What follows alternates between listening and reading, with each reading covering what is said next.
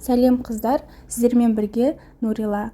Бүгін сонда ерекше әрі бір жасағаннан керемет болып шығатын сметаник дайындайық.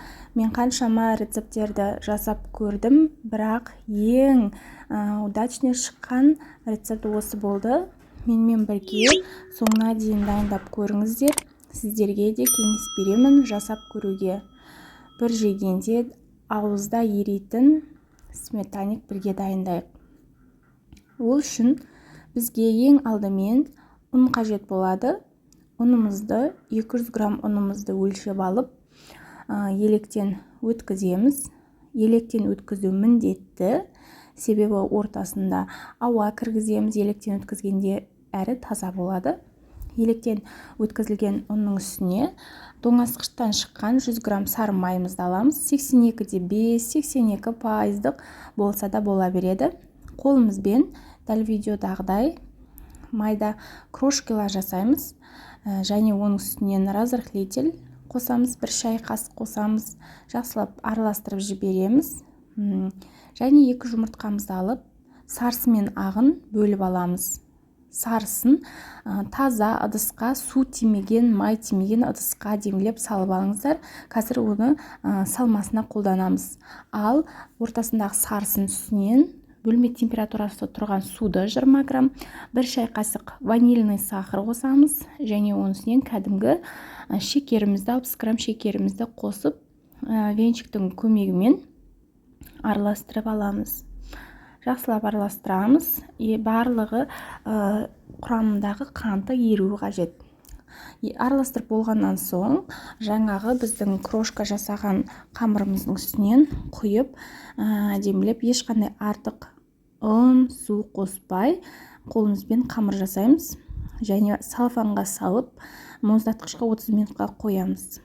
Келесі кезек салмасын дайындаймыз.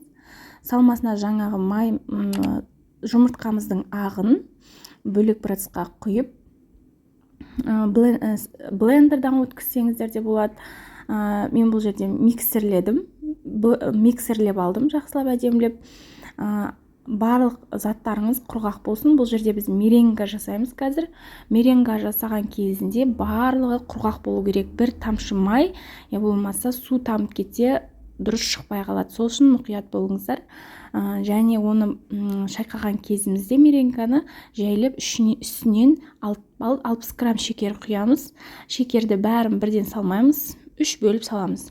Менің меренгам дайын болды. Өз қалпын өте жақсы ұстау қажет, төңкергенде де төгіліп кетпеу қажет.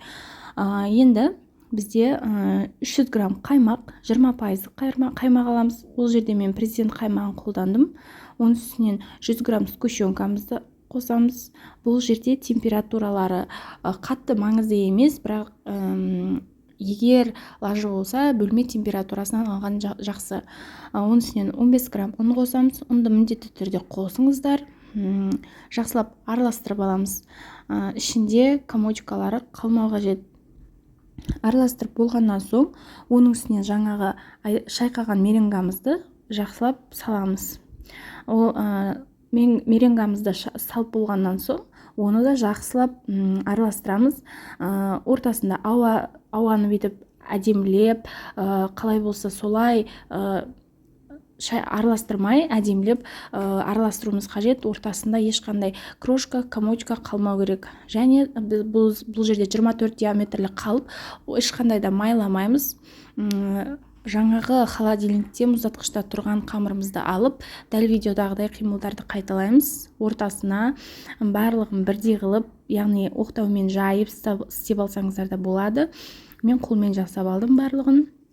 Және вилкамен барлығын тесіп шығамыз, себебі қатты ісіп кетпес үшін.